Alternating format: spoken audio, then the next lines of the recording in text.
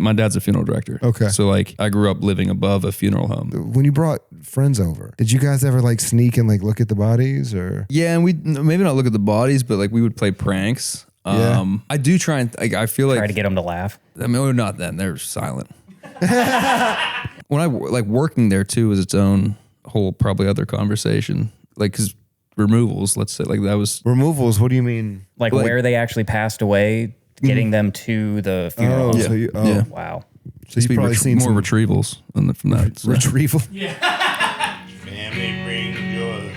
It's childhood destroyed. Hey, it's Tammy's boy. Tammy's boy. Tammy's boy. Hey, it's Tammy's boy.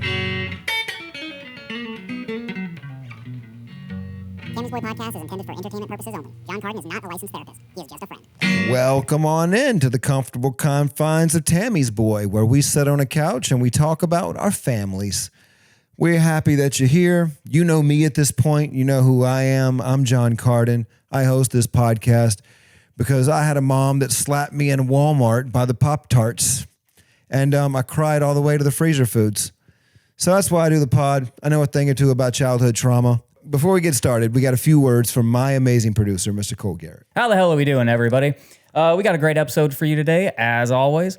You can watch it on YouTube. You can watch it on Spotify. We're working on getting up on all your other podcast listening platforms. That where you can watch it right now. So go ahead and do that no matter where you're watching it. Please make sure that you like, comment, and subscribe wherever you're watching. It helps us out a lot.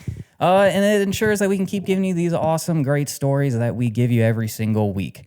Also, if you guys have any crazy stories of your own with your parents or family, whatever it is as a child or an adult, write them into us, and we will tell them on the podcast. Email us at tammy'sboypodcast@gmail.com, and we will read them on the air, sometimes with a guest. That's enough out of me, guys. John, who the hell we got on the couch today? Well, all of my little Tammy's progenies, all my little babies that watch this every week. Thank you, by the way, for watching every week. We've got like a cult following right now, and it's kind of cool. We do. I'm feeling it. We're growing, and we're growing quickly, but like, you know, the people that are supporting us, thank you for doing that. Thank you for tuning in every week. This week, we've got a guest that I like a lot. We actually bonded a lot at Skankfest. We've had coffee together, I think, just once, right? Well, that was good though. It was a good coffee. But no, we've hung out. We're friends. It's Clementine. Hi everybody. Hi, hello. Thanks. It's great to be here. I like it. This is gonna be fun. I don't even want to give a last name. I think your first name's so good. So wait, we'll do this off the start. Do you know my name is not Clementine? What? Yeah. We'll do this on air. It's Clem. It's Clement. Clement? And yeah. My full name is Clement Pantalone. Clement Pantalone. I thought it was Clementine. No. A lot of people do. I'm Clement's sorry. pants. Yeah, am I still good to be? I had a buddy. He was upset. You said I'm still good to be here? That's hilarious. I'm not like. He's like, bro, I've been living a lie. I mean, I look. Some of the names in these podcasts are all pretty neat, unique, and I had to. This was the whole. Yeah, it's. So would you say, is this a stage name for It you? is. That's what they would call it. Yeah, a stage name. Yeah, That's nice. That's pretty fancy. I was lazy. It's easier to write one name. I don't know. Well, no, I'm a Jonathan. So I was lazy too. And I was like, I was going to say, you're just Jon in my phone. Yeah, and I'm John to everybody. Because when I was a kid, writing Jonathan was hard for a kid with, ADHD and all the shit that I had. So let's shorten this, baby. Like, I changed my name just basically based on how easy it was to write. I can have 3 letters or I can have like 8. I'll take the 3. Sure. Yeah. Yep. I mean, work smarter, not harder, I figured maybe. Yeah, so that's This might be our first time actually having somebody with a fake name. A fake name, people yeah. get upset. And No, I'm not upset. You seem you're Okay, that's fair. I'm always a little upset. That's my secret. That's fair. Keeps you on your Yeah, toes. it is like super disarming. Is this what you do on every podcast? You've done this before. Yeah, every time. Yeah. But Clem, I legitimately thought it was Clementine. And now the thing is like I'm not upset. I feel guilty. No, I wouldn't feel that. I feel bad because I do that though. I've called people by the wrong name because I can't hear. All right, that's something I don't really talk about really often. But I was a 50 cal gunner when I was in the Army, and I didn't wear ear protection because the ear protection didn't work. Like the hearing protection did not, it served no function. It was just like ribbed for nobody's pleasure. And it went in, they always fell out. And so I shot without it a lot. And because of that, my hearing it's bad. And one of those things I struggle with is names, like hearing names. And I've called people by the wrong name for many times and then had to feel bad about it later. But, you know, maybe I just need hearing aids. I think maybe that's the lesson here. I don't know. But Clem. That'll work. Yeah. It's Clement? Clement. Yeah. See, I don't even know how to pronounce. So even me being lazy, I just wrote Clem growing up. And it's also my uncle's Clem. And then my grandfather was Clem as well. So It's a family name. It is the firstborn. Are you a third? Firstborn Are you fella. like the third? Or Not technically, because we have different middle names. Man. And I think that's maybe how. But that's why. It sounds pretty pretentious also. I don't know. The third? Yeah, but I here's the thing. I had this one kid. I was hosting a show in Stand Up Live in Phoenix, and his name was Cormac Doublegang III. You could leave out the third and know you're an asshole. I'm sorry. I don't know. He might be the nicest guy in the world, He was a too. nice kid. I'm so sorry. Yeah, I go by Clementine. He was a nice Okay, kid. money. And his dad was, you know, I guess just trying to escape being a junior. Oh, yeah. You know what I mean? You Yeah, don't want to be. no one wants to be a junior, but like a third. You don't want to be the second. Yeah, that's true. If you have a third, you become a second. You're not a junior anymore. That's the first. Got it. I was just about to ask that. How It's that like an exit clause. Is he still a junior to his dad, though, if they were in conversation? probably came out of his Maybe. balls, you know? He's like, hey, Junior. I don't mean to get into semantics, but this is what words are. But yeah, his name This is some juicy stuff. His name was Cormac Doublegang. I remember looking at the dad like, dude, you are an asshole. That was the most selfish thing you could have done. I know what you did. You just didn't want to be a junior anymore. And you like escape clause, dude. Guess what, son? You're gonna have this horrible name for your whole life too. Cormac. Fuck Sue. Name him Sue. God, I love that song. Good one. You know who wrote that song? Johnny Cash, or was there someone else? Nope. Sad. Shel Silverstein. Really? Yep. If you listen to it, you can verify me on that. Please fact check me. But On it. if you listen to the words and you've read Shel Silverstein, like Falling Up, Light in the Attic, Where the Sidewalk Ends, you definitely hear Shel That's really interesting. in the lyrics. What am I looking up A again? boy named Sue. I'm not good at my job. It's okay.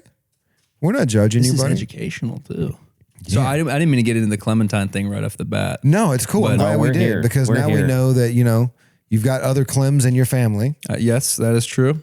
Clement rhymes with like, is that French? What, It is. So Clement would be Clement, like the yeah, name, yeah, but yeah. we're Italian, and I don't think my family understands that because it is like, it's a French name. It means empathy, right? You so do- then my last name's Pants. It's like empathetic pants, Yeah. which I think Wild. is sad. You do have a French vibe. I've been trying, working on it. All right. No. No, see, I don't see that. I see like if Edgar Allan Poe did the X Games.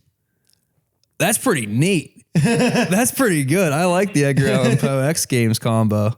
I think that's pretty much what I've been going for. To quote the 180, Nevermore. The Raven. It is Shel Silverstein. Yeah. Shel Silverstein wrote A Boy Named Sue. That's so interesting. And I'm thinking through the lyrics now. I'm like, it's very like Shel Silverstein, like the way the words play and bounce off of each other. But yeah, I loved that song growing up. And then through the mud in the attic, or like kicking through the glass, in like the bar scene fight. Yeah. yeah, and like one of my favorite Shel Silverstein poems was I've Got a Sister for Sale, a lion crying, sniffling, no good sister for sale. And I read it for like a kindergarten class when they did Read Across America. And dude, I've acted and I've done comedy for a long time. So performing in front of people is, especially kids, it's fun. You know what I mean? So you get to like really like yell certain parts of it and like get super emphatic with certain things and like really have fun with like Shel Silverstein if you ever read it to kids. It's one of the perfect things ever to read to kids if you speak in front of people, because the words just play well. It's fun. You know what I mean? It's also a little dark. Yeah. And so they kind of feel that too. And kids know pain. And one of my favorite things is when it comes to laughter, when it comes to humor, is like, I think Gabriel Rutledge, who's a comic I really respect, wrote a book called Happiness Isn't Funny. And the way that I always look at that is you can tell that with a baby. If you go up to a baby and you're like, gaga, and do all that stuff, they might laugh. Yeah. They might laugh. If the baby's a hack, okay? The baby's a little hack piece of shit. Not here. It's going to giggle at Crowd that. pleaser. But if you do, ow, that baby will crack up. Yeah. 9 times out of 10, that baby will laugh because pain is funny. Pain's funny. It's like in nature, you see that too with animals, right? Yeah. Like monkeys will laugh at other ones. Yeah, when they doing fall out of silly trees and things. shit? Yeah. It's funny. It's just, yeah. So we always start this off. We love human suffering here. Oh, no, I was literally just thinking of times I've laughed when I shouldn't at people falling or situations like buddy, that. I've and it's laughed in many situations. times. One of my most famous horrible laughs, I had to get a colonoscopy, okay? Because they thought that I had Crohn's disease. And turns out I just, am gluten-free. I had celiacs. But anyway, yeah, I had to go get a colonoscopy and they put me under. And when they put me under, I don't respond well to anesthesia as far as like going completely out. I will enter like the shadow realm. And I'm fully functional in the shadow realm. Matter of fact, in the shadow realm, I actually have superpowers. He thrives. So it took 4 nurses to hold me down during the colonoscopy. Jesus. And I ended up fracturing one nurse's jaw. And I didn't know it was that bad, okay?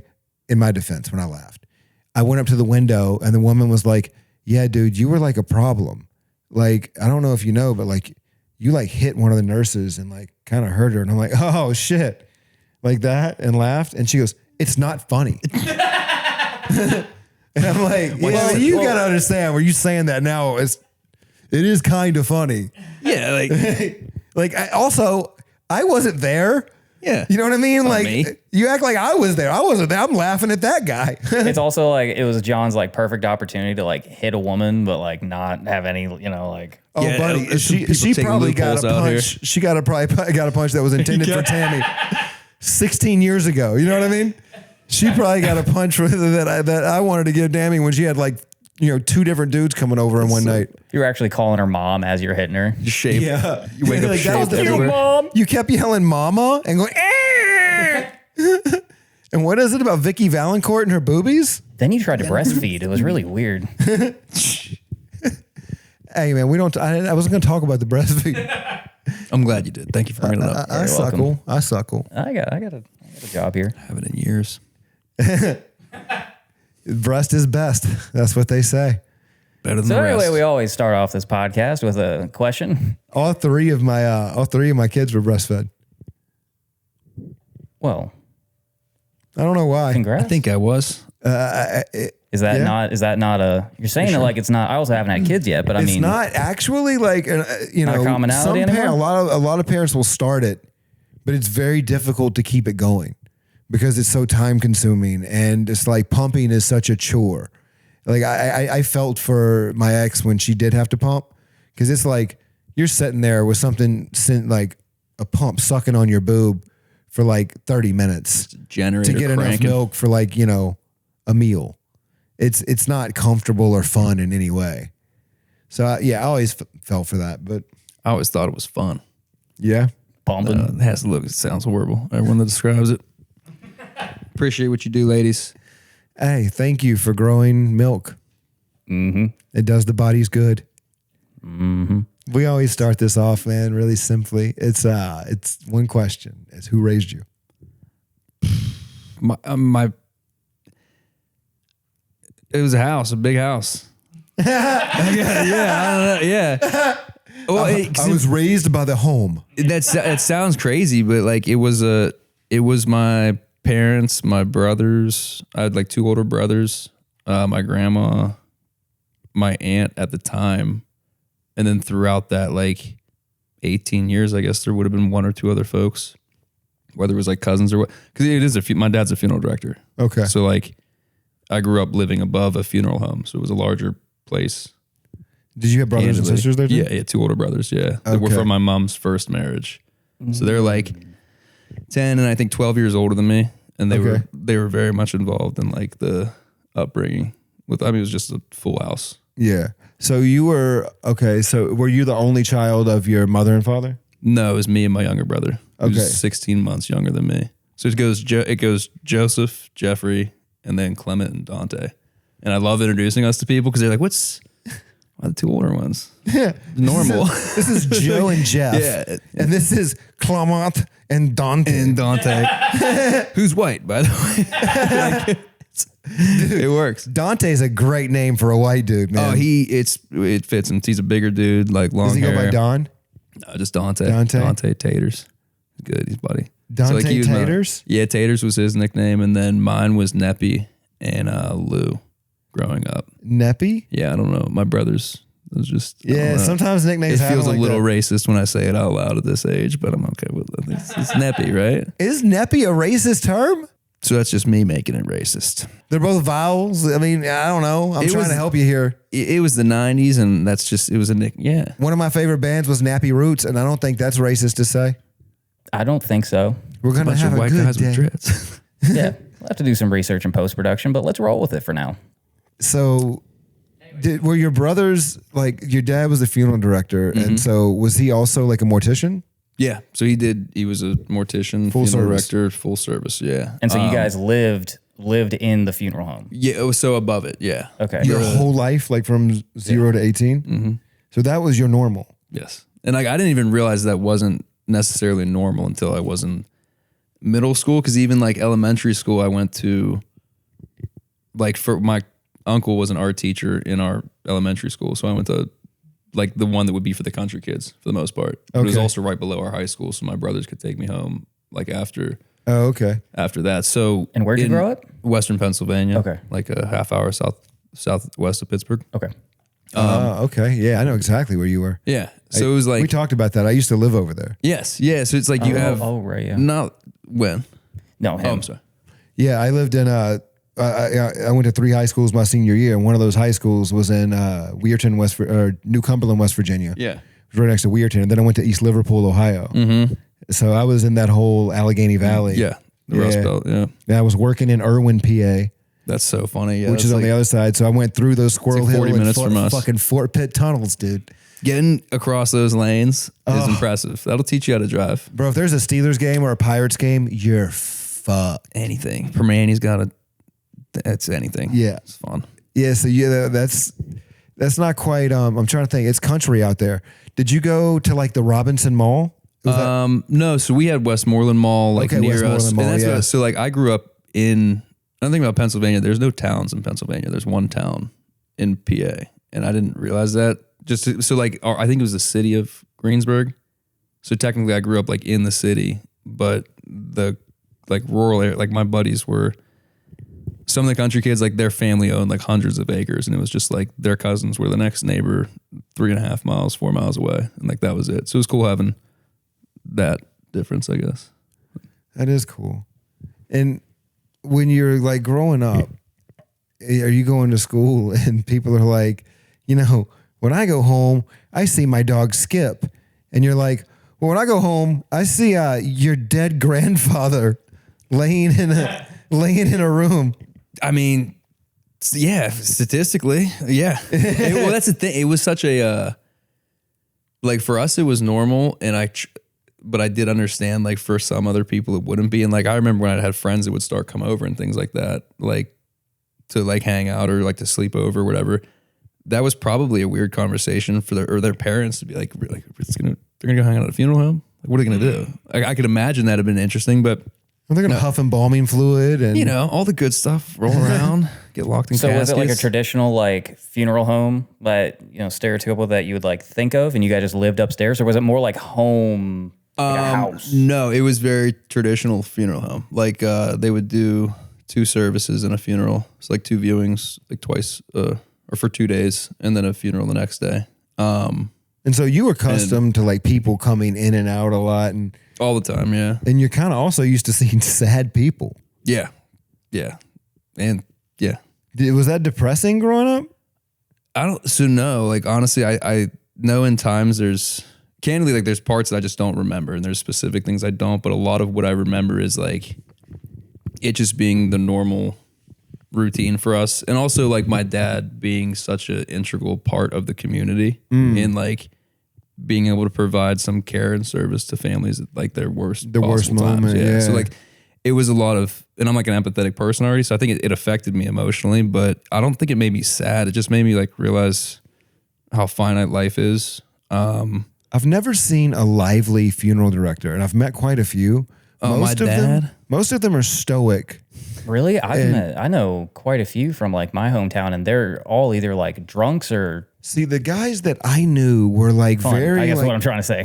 Very, I don't think preacher's the right word, but something kind of in that vein. Like reserved, stoic. That's very much how my dad is. Like, it's just what you not have to be, I think, because there is like, it's like a new age church type thing, imagine. Like that, where it's like a hip new funeral director. Like there's definitely those. Yeah. But my dad's more like old school. Come on classic. in. We're here to honor your loved ones, man. Mount them up. We can do whatever. Like, but it is because it's also such a like old business. It's not. I guess. I mean, it's one of the oldest. Yeah. Yeah. I mean, next to prostitution. But like, it's like something that hasn't, like technology and things like that are just now getting integrated into it. So that's interesting having conversations with my dad around that. And I wonder how AI is affecting funeral directing. Like, now we can make them talk in the casket. So he'll edit pictures with AI and stuff like that. And I'm like, wait, so you can just make like someone's grandma climb Mount Everest if you want to.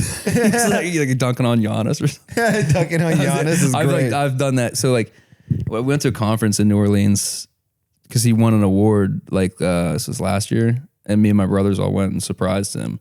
And it was like a traditional conference where they had like awards and then they had like the vendors and the other businesses that are around like the funeral service. And it was so many like crazy vans, crazy like tree services, like the tackiest t-shirts. It was like we're the original hashtag, and it's a toe tag thing on a t-shirt. And I'm like, like they have to make it fun and like, because it is just, it's part of life. I mean, it's there. Like we've talked before, so I kind of already know this, so I'm kind of cheating.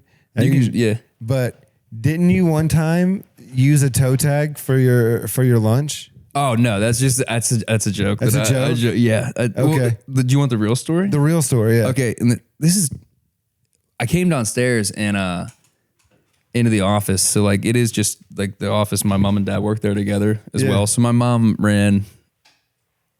You've heard that, right? She ran a nursing home for a number of years. Yeah. When I was younger, and then just go ahead, tell everybody. Tell me it. Yeah. So when I was younger, my mom, she was a nurse when they met, and then she was a chief staff of nursing for a few years, which is crazy at her age too. She's like sharp, and I'm very proud of both of them too. That's cool. They're unique in their own way, but like she's smart and driven, and then my dad's just like a head down, nose to the grindstone kind of like worker. Yeah. And caring in his own. You think he has like routine? He's very, very routine driven and like very just his way or that's it. And like growing up with that was funny. And looking back, I'm like, there's so many little intricacies that like I have that are from you and like just can't shake them, but they help. Like the way you hold a scalpel? It's just as long, just don't shake too much. But it's a lot of like, yeah, I mean, little things like he has like OCD and stuff that like I have. And it's just like his awareness like of a funeral home. It looks the same every day. The chairs are set the same every day. Adam Sandler has a joke about that. Like his dad coming and finding him and be like, hey, where's the rake? In the middle of class. Because he forgot to put the rake back. That's how my dad is. Like my dad's done that for me not taking the trash out in school and that. But again, he's just, it's interesting. Did you think he applied like the right amount of pressure growing up? It's fun because we talk about this now. My other brothers, and I'm just a pretty open dude. Like they're all, I don't want to, like we're all doing our own thing, but they're okay in their own sense. Like I don't think my folks worry about them at all. And I've always, I think, been the one that they are concerned about for some reason or another. And I don't know if it's like having what was perceived as maybe like potential and not utilizing it to what other folks thought would be cool. Yeah. Or what, but because you are a thinker. Yeah. And it gets in my way. Yeah. You do have a big brain. It's round though. So smooth. Marble brain. Now you do have a big brain. You are a smart dude.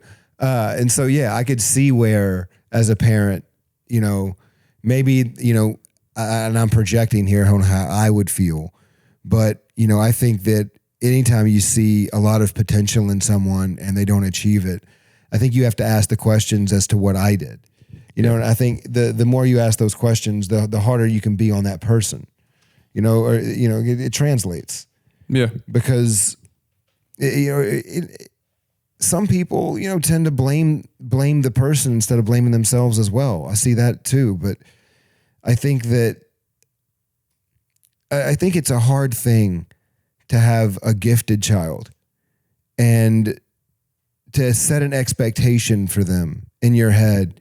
And then when they don't achieve that expectation, it was never their expectation, right? It was yours. a million. That's when it's like taking the reins in your own hands. Absolutely. Just realizing that, like looking back, that it was nothing they ever created. They just wanted you to be happy and self-sufficient. That's Absolutely. literally it. Yeah. And your own thing. And that's when comedy started. You know, like with that kind of line, I guess.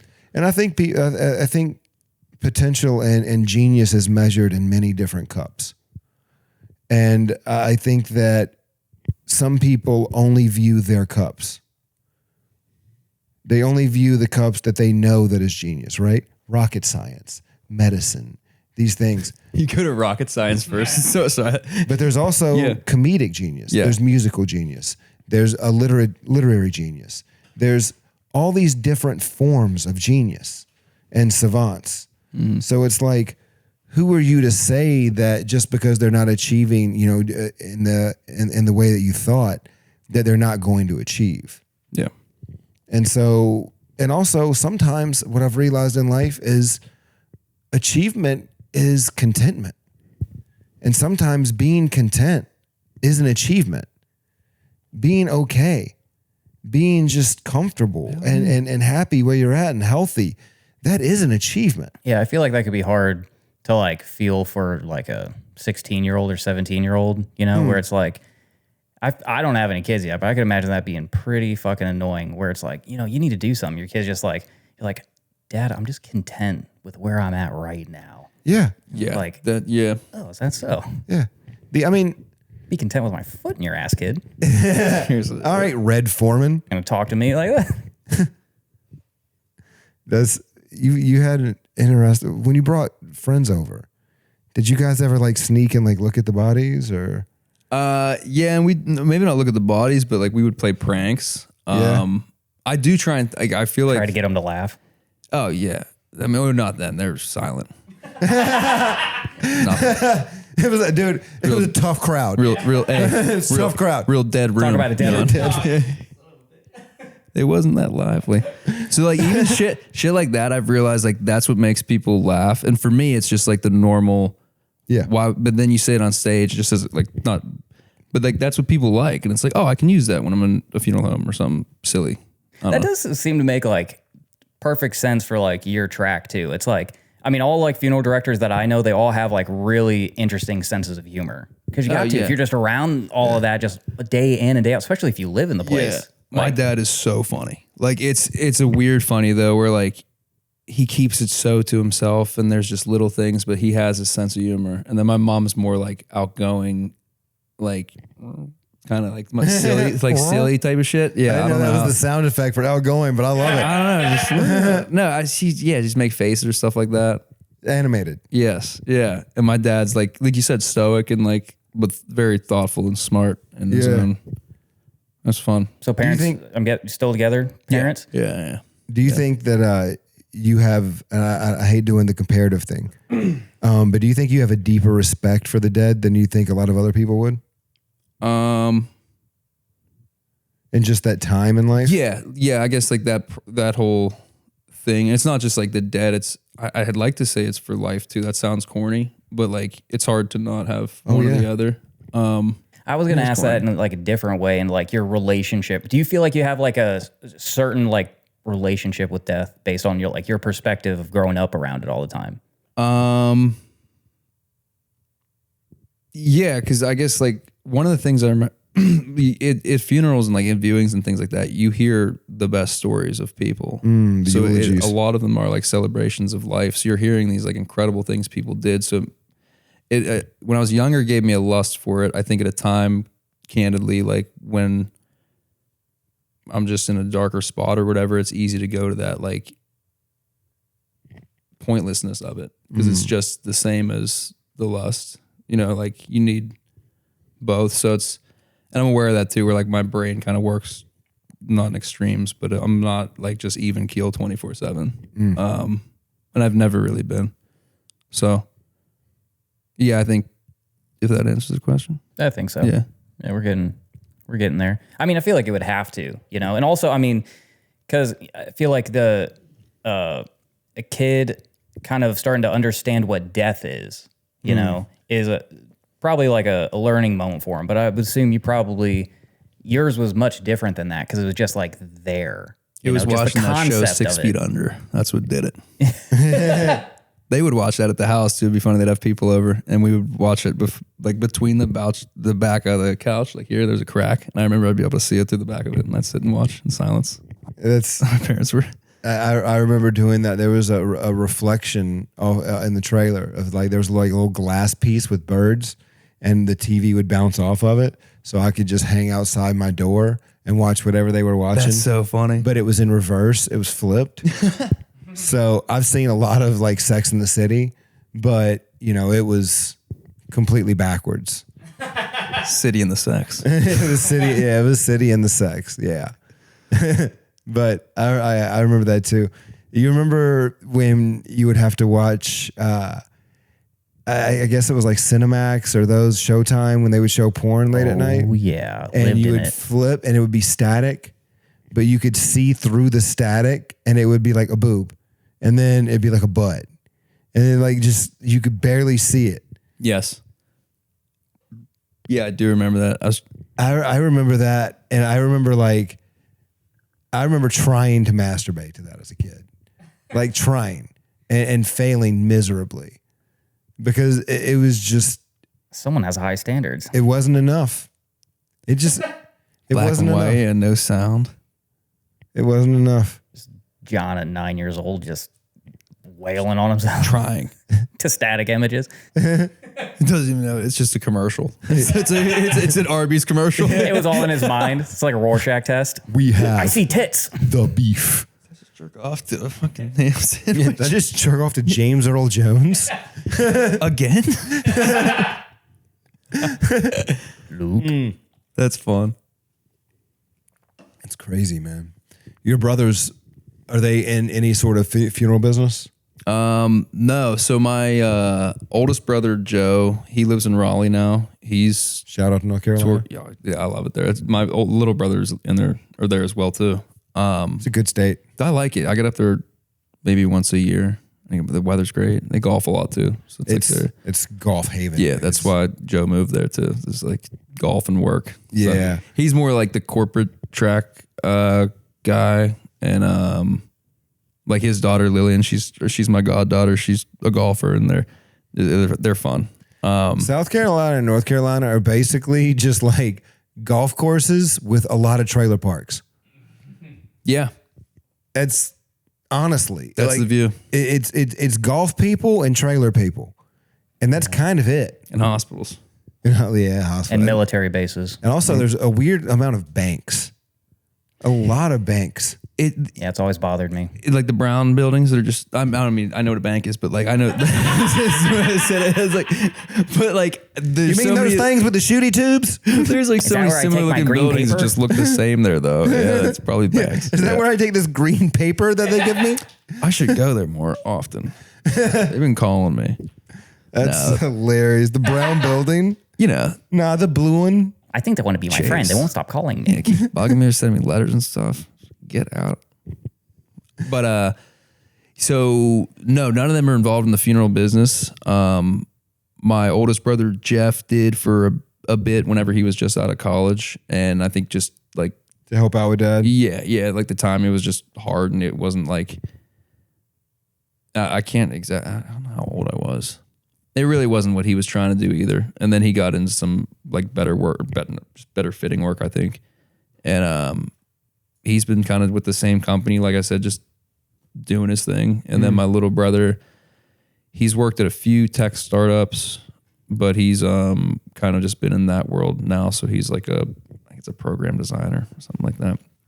Does But your he works in dad the tech world? Does your dad want one of you guys to take over the business one day? No. Yeah. I mean, and it's like if it was anywhere else in PA, and if I didn't have comedy, I would do it. Yeah. Like without question. I'm 32. I've tied it out, but like, Do you think you know the business pretty well? I did. I don't know if I could say I know it now, just because it's changed as little as it's changed. Like there are still some slight changes, but yeah, I mean, it's only. I don't know. You have to have a calling to do it, I think, as well too. It sounds weird, but like to do it well, and my dad does it very, very well.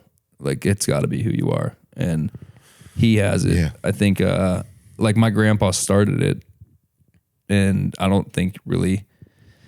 Like my dad's just done it different. Like he's super OCD with his meticulous and particular. And then my mom runs the like the office side, which is great for her because he can't spell for shit.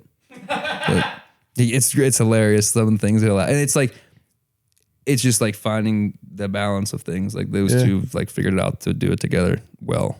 And that's dope. Some, Does your dad talk to the bodies? No. I don't know actually. I could see him, being like, this doesn't look right. Come on, we gotta get this. We're close. God, Joe, you look like shit today. So your dad could probably do like, I'm guessing he could like do makeup and stuff. He is a makeup artist. That is part of so like the classes. There's only a number of mortuary schools in the United States, and one of them's in Pittsburgh. It's called PIMS, Pittsburgh Institute of Mortuary Science. But he went there and like just to like talk my dad up a bit, and also like just like I love him for how he is as a person, and like he barely graduated high school, barely graduated community college. Oh wow! And like the idea of him going through mortuary school at PIMS with like Dr. Sierraweck, who at the time was one of the professors there, is insane. Completely self-made. Yeah, like he slept with his books underneath his pillow every night for the 2 years he had to do that, and he just like stopped fucking around and figured his shit out. He was 19 and had 2 kids and me on the way, so it was about time. Yeah, But it's tough at 32. I'm like, I don't know. He was 19 and had I'm sorry. He was 19 when my mom met. He would have been 21 and so or your mom's 22 older whenever he had me. Yeah, she's I think 10 years older than him. Oh wow! Wow, 5 years older, 10 years. My kid's mom is 6 years older than me. whoa. I like it. I was 19 when I met her. So wait, how old were you when you had your first? Let's see, she's 15, 38, so 23. Damn. Yeah, and then 25, 26. Wow. Yeah, they came quick. Yeah. Yeah. I had 3 kids really quick, but they're here and they're dope. They're cool. Yeah. My oldest daughter, she loves to sing. My middle child is just into like, all the girl stuff, cosmetics and makeup videos on TikTok. And That's crazy. my son, we're figuring him out. We're getting a lot of testing done for him. We think there's a possibility that he might be on the spectrum. So we're getting that looked at. But, he's good, man. And it's funny the things that he's interested in, because like, I know if he is on the spectrum, this isn't going anywhere, and he's going to be interested in this forever, and it's kind of scary. But he's like into snipers. Like he can name all top 10 snipers of all time, where they're from, what weapon they used, what caliber the round was, what their longest shot was, some of them what their shortest shot was. He knows like Zero. It's wild. You know what I mean? Like the stuff what he's zoning in on right now. He loves military shit. And he doesn't want this to affect it. His dream is he wants to like be a Navy SEAL. That's where he's at. He's like, I want to be a Navy SEAL one day. That sounds great. I don't know if that would affect him. Would it? Maybe it would make him better. I mean, you know what I mean? Navy like, SEALs are pretty close to. Yeah, I mean, I've met a few. They're good at a lot of things. well, I not mean, great at other things. one thing I've noticed that my son can do, Talking's one of he them. can compartmentalize pain, which is pretty interesting. Like if he's hurting, he can put it out. Like he can like zone it out a little Disassociate, bit. even physical or like mental pain. Like mentally, like he can like push it like in a weird way. Like he can make like not make himself stop hurting, but almost like just a couple deep breaths, breathing through it. Type Yeah, Dude, I he's mean- going to be such a great tool for the American government in like 10 years. I mean, you know, he could end up being the next John Rambo. Who knows? Yep. Nice. I mean, Rambo seemed like he might have a little bit of the tism. yeah, punching all that. That seemed meat. like quite the meltdown. I mean, Really did. Nothing's ever over. Yeah, yeah, if you watch The First Blood as just a man having an autistic meltdown, it's a completely different movie. yeah. Someone just didn't have dino nuggets or something. That was it. He lost his mind. The ketchup and the mustard touched, Yeah. and all of a sudden Oh, God, the his headband. sheriffs are getting thrown off mountains. They saw a chalkboard and they his just headband flipped. Oh man, what do you think your parents wanted you to be? I mean, I think at first, like the funeral director thing is there just because it is like it's a family business. My name is already on the sign. It like my grandpa started it, so it's the Clement It's got a lively Antelope future. Funeral Home. Yeah, it's real lively. You know, they're dying to come hang out. yeah, it's silly. But I think they wanted me to because I was able to as well. Like I worked there a lot growing up, and just being able to do that is something like not something different, but like my little brother, and he would attest to this too. Like he had no real interest in it. It wasn't really his thing. Yeah. But me, like I was able to do it, and I thought it was just kind of normal and part of work. You know? Yeah. So always had a job. Yeah, I had a stepdad that had a tobacco farm. Mine was different. Yeah.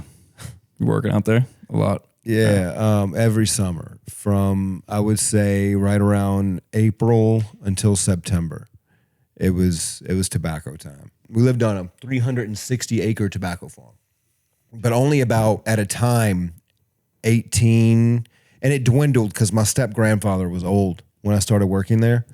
He was probably in his late 60s, early 70s when I was like 9 or 10. So by the time I was 16 and I was really working in the fields, you know, he was much older. So the fields had kind of downsized a little bit. And I think he was only growing 12 to maybe 14 acres at a time. But still a lot of work. And it was quite the experience. I spent a lot of time with Mexican immigrants.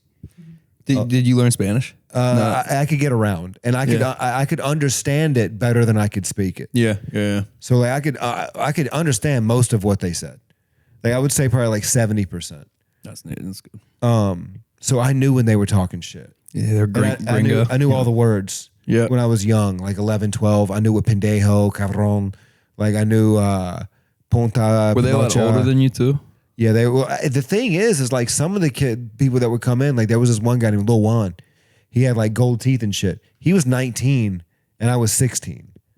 So, you know, we were like boys Yeah. and like we were cool, but also like he's coming from a cartel.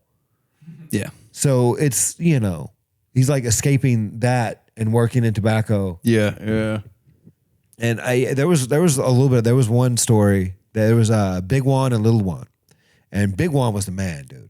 He was like bald, goatee, you know, bigger dude, just like always drunk, just cool as shit. Well, I had this bike, this old Huffy, and the seat had come off of it. And it was just the pole. And so they would take it sometimes and ride it to the store. And I didn't stop them. Old.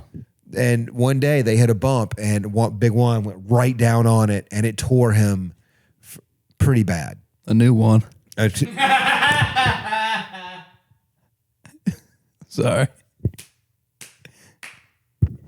Yeah, it tore him a new one. Hey, get him out of here. I'm sorry. That was great. I can't. That was great. Is that what they teach you at the funeral home? Just Oh, man. Stepping on people's jokes? No, Wait, that I'm was, sorry they if didn't you were step on setting it. that up. You I'm fucking, you That was dunked great. it. I'm sorry. That was awesome. I need to learn how to do that, like better timing. Maybe. Yeah, that was great. that was Okay, perfect sweet. timing. It was- Sick. nobody's mad at you. I'm just glad you read my text the right way. Oh man. Do you So want, it really went up his ass though? went up his butt. Yeah, and he had to have stitches, and my step grandpa got really mad at me. They were very, he was very religious. He was the treasurer of the church, and the church we went to was you can look it up. It's Greer's, Griers Presbyterian Church, and it's gonna look like something out of a fucking Stephen King movie. And this church, man, it was built in I think the 1700s. Let's just go to images. Do any of these look familiar to you? I don't think it's on here. Weird. Wait, go up to that sign. That's the sign for it. Right there. 1753. But there was, the rafters, because it was built during the prime of slavery, right? So there was the upper seating. And in the upper seating, I mean, the church was so old and country that they didn't remove anything from there was still hooks in the floor where they used to run the chains through for the slaves. Yeah. It was like walking through like a museum at times. It was kind of like you go up there and you go on those rafters. And it was eerie. That you could feel stuff, man. You kind of feel stuff, and that's what I wanted to ask you is like growing up where you grow up. Do you think you felt anything there? Do you think you were sensitive to any kind of like energy like that? I don't. Probably, yeah. And like it's at the risk of sounding like a dork. Like, yeah, I think when I was younger, I definitely felt different things, and like I also was cool with it because it was such a that was my house, and like I wasn't scared of. I think a lot of things there. Yeah. And like, it sounded dorky. I don't know why I would do this, but like I would go down to the funeral home and like shut all the lights off and just like sit there and like hang and like just experience. And it was weird, but like it was a comforting type of thing. To be or like completely quiet. Yeah. And it was like exposure therapy for me maybe because I was a little like, I don't know, just baffled by the idea of it at a young age. But yeah, like I don't distinctly remember like a door slamming or things like that, but I remember just feelings of things. And then also, like you mentioned, our house was built in 1906, so it's old. And at the time, so it was built on what's called Millionaire Row, and in that area in Pennsylvania, a lot of like coal barons and folks from that time period, like they moved there and just built these mansions basically, and a lot of them are either like redesigned to be like doctor's offices. I think the one above us is a dermatologist. The one across is now like a bed and breakfast. But ours like works as a funeral home, and it like weirdly enough works perfectly as a funeral home. To get a casket through like the doors, they fit with like an inch on each side in the office to get in around like with the servant quarters had a staircase in the back. Like to get around through there, it's like an inch on each side or like 3 inches to turn it. It's very weird how it all worked out to be able to be a funeral home, I guess. But yeah, so it's a old house and there's feelings in there. Yeah. And I lived, so like the third floor when I was younger, I don't think was even open when I was really young. And then my dad, like, he has a workshop and he does everything in the house too, like himself. So I grew up like holding the flashlight for him and like working for him in that fashion. There's always shit to do, whether it was like someone passed away or something needs fixed. Yeah. Like that was just the way life was. That's the way it was on the farms. Yeah. And it's like just, and I don't like, I think part of that, do you ever have problems working afterwards? Mm-hmm. Yeah. I feel like there's part of that, like Arrested Development or like I want my childhood back in some of the things I do. I remember it's weird. I had a painting job where we painted Miranda homes, like new fab homes up in Irwin, PA. Okay. And they would always get on me because I worked too slow. But I was used to being on a farm. Mm-hmm. And your pace is just your pace. You know what I mean? You just go. You don't have to go fast. You just have to go and just keep getting stuff done. And that's the key. You just don't stop getting stuff done. But with painting, it was like, I need this caulked in 4 minutes. I need this door frame, off in 3 minutes. You know what I mean? It was just all time. So it took me a minute to adjust to that. Okay. Just the timing of like, you know, a labor job. I like the labor jobs kind of. I do too. I've worked quite a few. I did roofing. I did drywall, painted. I don't like the physicality of it, but I like the process of finishing something. Yeah, like seeing your work like come to fruition. Like I did masonry for a few years, and that was I like the fun in feeling. its own way. I like the feeling at the end of the day when you feel like you did something, like an accomplishment, that sense of pride, Yeah. for sure. But then whenever you got to wake up at 6 a.m. and do it again. Yeah, it's the That's rinse and kinda bad repeat. part. That's the hard part. Yeah. When you're just studying for a role, it's not so bad. Yeah. This has been a good up, man. Yeah, it's been great. I think you were talking about it earlier, and I think we might have stepped on it. Was there a time that you realized that your childhood wasn't the norm? You know, So sorry. Yeah. So when I went to middle school, then that was like right up the street from my house, and I realized there were kids living like 2 blocks across the street from me, and I could just like go hang out with them and like ride my bike over. And it was also I'm at 32, like I didn't have a phone or like social media or any of that shit until I was in like high school. So when I was 12, I was like riding my bike to my buddy's house and would come back when the streetlights were on, or like Right. that, or just at a certain time, kind of thing.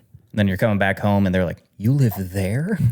Dude, there's a lot of when I like working there too is its own whole probably other conversation from like because removals, let's say, like that was like I did that once I could drive. And then I asked you too about working with older folks. Like I was working in a parking lot with 65-year-old Italian dudes from the time I was 10 years old. Oh, and just wow. hearing their stories and some of the shit they'd say. Yeah. It's like that's why I Removals, what do you mean?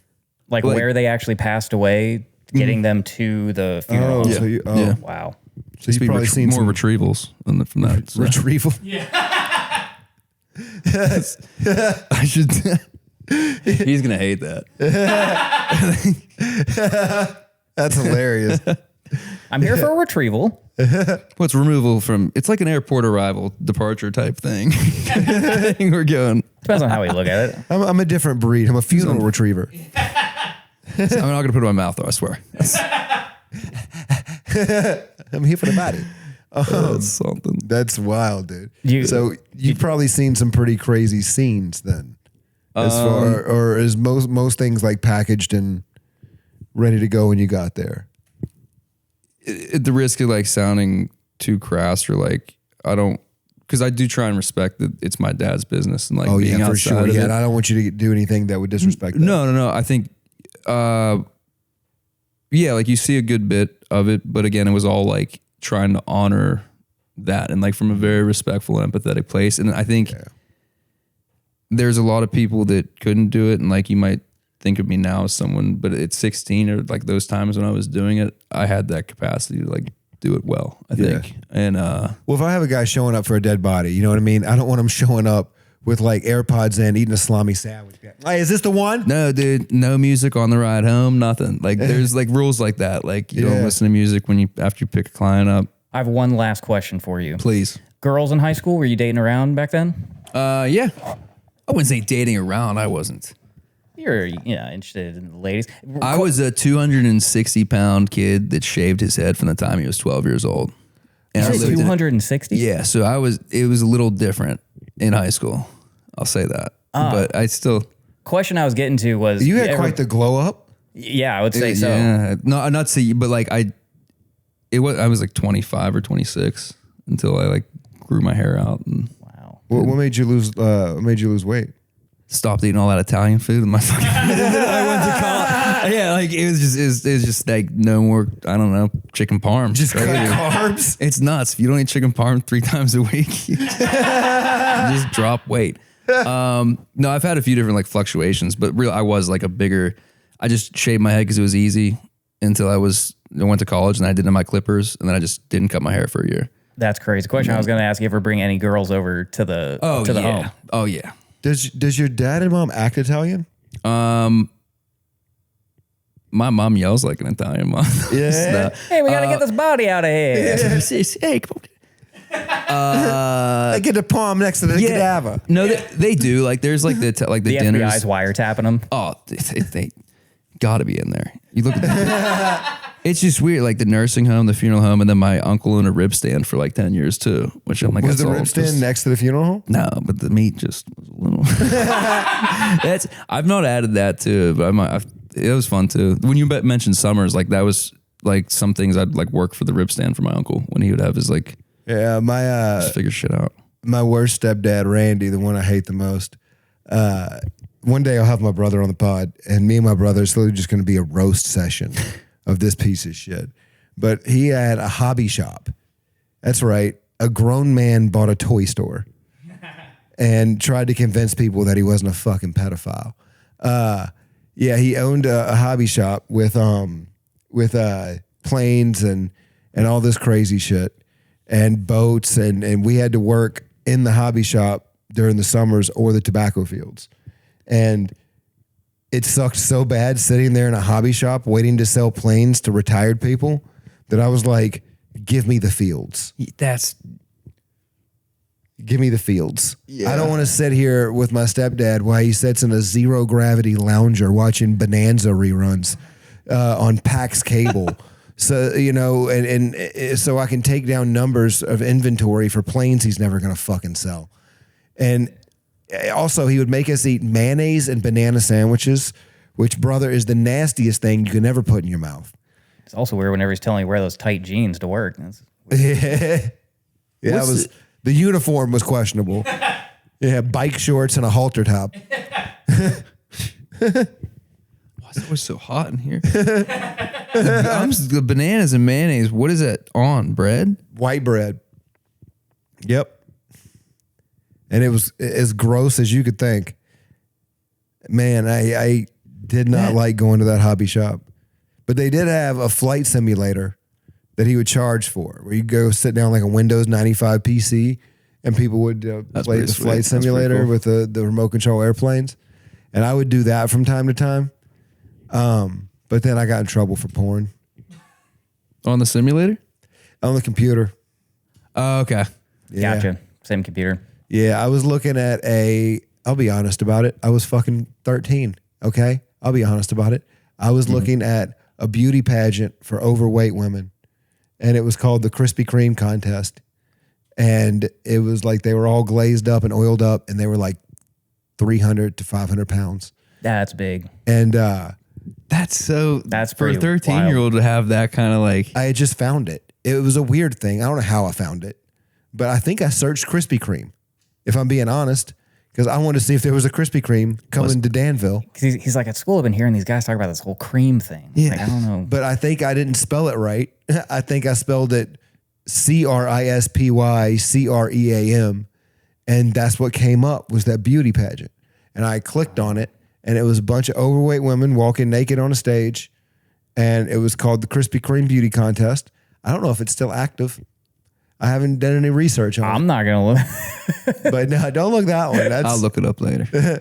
Yeah, and that's I got to get my VPN that's what I got back. punished for. I had to write 1,000 sentences saying that I will not watch overweight women naked on the internet. That's when I went to the skinny ones. He was like, do you think there's any shock in him? Like, why? Yeah. Because I'd imagine finding my kid the first time watching porn, it's larger women. But it's just a beauty contest, in my defense. Okay, I didn't know they were going to be Beauty nude, comes and honestly, in all shapes and sizes. honestly, right. you couldn't see much. There was a lot of fupa. You know what I mean? There was coverage. You could see some titties, but the titties were hanging. Sure they were. But yeah, so I got in trouble. I had to write 1,000 sentences, and yep, that was that. So I've worked at a hobby shop for my fucking piece of shit stepdad, and I worked in a tobacco farm for my piece of shit stepdad. And then my other stepdad, Craig, I think the third or fourth husband, he was a train conductor in West Virginia. My mom's from West Virginia. Where That's, Point Pleasant. Okay, that's that's not a bad spot. Mothman. Yeah, Spooky. Real shit. Mothman. Look that up real quick.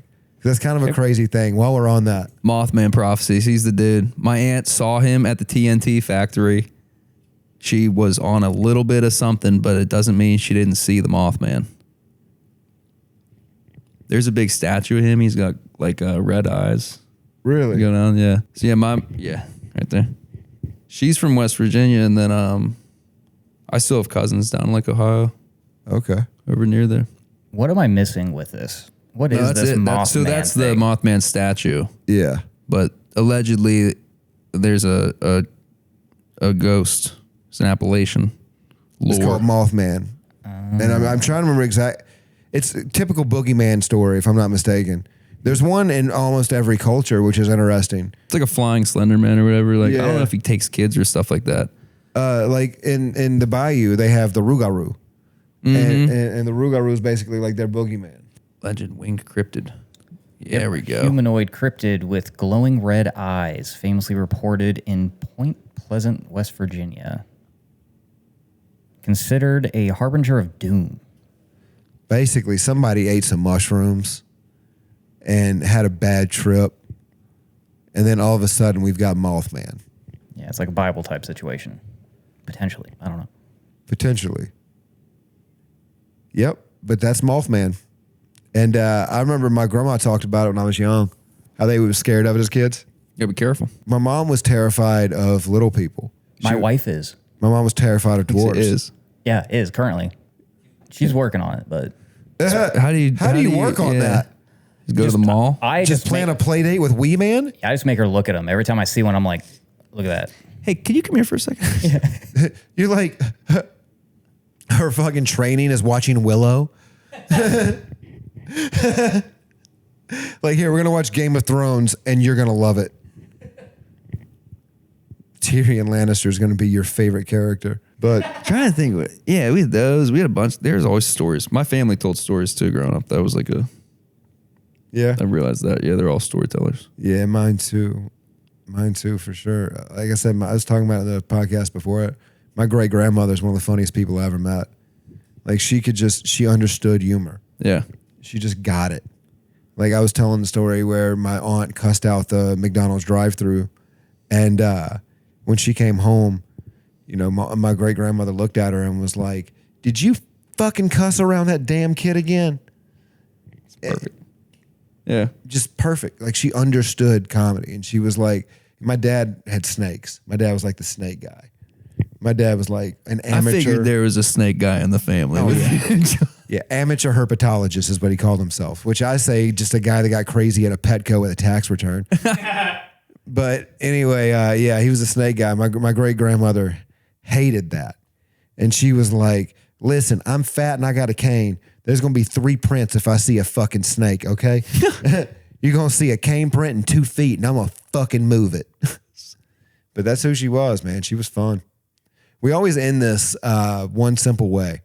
It's based on your childhood. And this is going to be interesting for you. So I'm kind of like excited for it. But based on your childhood, if you had one piece of advice to give to all parents right now, you know, based on how you were raised, what piece of advice would you give to other parents? I mean, it's just always say I love you. Yeah. And that's like something from like, it's like the end of every conversation or phone call or stuff like that. Like that's something I grew up with, and my dad would like call back and shit like that if my mom wouldn't say it or stuff. But it was like a simple, just because you don't know. And Yeah, the profession he's in, right? yeah, I think that, yeah. So it's weird, but like I remember my dad would always like come in and kiss me goodnight before I go to bed, or he would go to bed. And like my mom doing that and stuff like that. It's kind of like constant like affirmation. Yeah, just no matter if you're mad or whatever, like there's love there. If it's there, don't lie. Be honest. If he's a shit, he's a shit. But if you got something, yeah. You can still love shit. It's possible. Damn right. Still love my mom. But yeah, it's a weird love. It's a strange love. That's the thing. It's like I'm at that point too where I'm just now. I think I fought that for a while, like accepting fully, and this can be cut or whatever too. But yeah, I mean, like I said, my dad was 20 years old or whatever. Yeah. He wasn't around a lot because he was working. Yeah, he was like, he was a kid himself. Yeah, the fuck he was doing. My mom yelled because I was a hellion. Like we were on leashes and shit too. Do you know that? You were a leash kid? Yeah. Do you know many leash kids? Wow. Yeah, I knew one leash kid. I know too. It's crazy. No, me and my brother. I feel like a leash kid is like the gateway to furries. Oh no, there's not. I think I'm just. I pull fire alarms and stuff like that. Makes sense. Yeah, A little rascal. just a fucking rabble rouser. That's great, Yeah. dude. Yeah, leash kids, man. They still love me. Here's the thing: I don't judge leash parents anymore. Not at all. That's I don't, because- that's what I'm getting at. It's like I fucking get it. Yeah, because if you're using that leash, thank you. You know what I mean? That's not for me, or that's not for you. You're embarrassed. You'd rather let the kid fucking free roam and probably jump off a balcony. But I understand that you don't want me to see that. Probably wasn't their first like idea of discipline, you know? No. I don't think anyone just goes straight to the leash thing. Oh no, there's an escalation for sure. Prong collar's next. Right. That's Yeah. scary. Shot collar. So Mom, I don't want to go. it's so silly. No. That's fun. This is a good episode, man. Yeah, it's been sorry. I great. don't mean to keep ranting. This is nice. No, this is great. No, this is good. This has been fun, man. Cole, you got anything else? I don't think I got anything else. We got to get this guy out so he can get to his set, I think, too. I gotta be funny. Yeah. Yeah, we don't want to keep you too long. But this has been another fun-filled episode of Tammy's Boy, ladies and gentlemen. Keep doing what you're doing. Keep liking, subscribing, and sharing. And we'll keep doing what we're doing, trying to make this the best podcast in the world. Damn right. Do you want to let them know where to find you? Yeah, Clementine Comedy, anywhere. I'm not going to give you my address. That's weird, but just, yeah. Yeah, don't dox yourself. No, put it in the please description. don't. Go ahead, do that. Also, the 40 people that watch this pod right now I don't think they're going to out you. I don't know. They're pretty die hard, though, you know? So Get t-shirts if made. that can get them closer to us. Yeah, and if Everyone's you a watch the danger. pod all the time, please comment. Tell us what you think. Tell us how it could be better. Tell us what you want. We love you so much. Thank you for watching. This has been Tammy's Boy. Thank you. Bye-bye. Did your family bring joy? Was your childhood destroyed?